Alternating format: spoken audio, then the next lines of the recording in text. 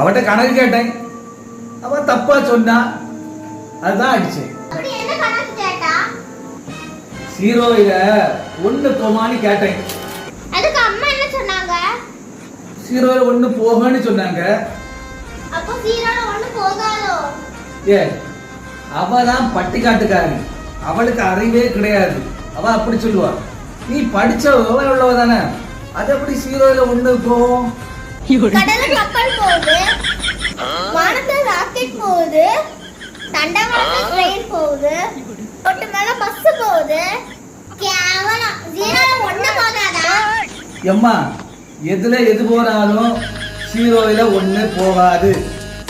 சரி, ஜீரோனா என்னது, 1னா என்னது? வழக்கு. அப்படி கேளு. இது 0, இது 1. சரி, உன் கணக்கு என்ன? ஜீரோயில 1 போகாது. ஜீரோல 1 போகுது. ஜீரோல 1 போகுது. ஜீரோல 1 போகுது. இந்த வளையத்துக்குள்ள பெண்ணு போலாம், ஆனா ஜீரோயில 1 போகாது. அடிச்சா சேர்ல பள்ளி மாதிரி ஒட்டிடுவா. நீ தானே சொன்ன இது என்னது? 0.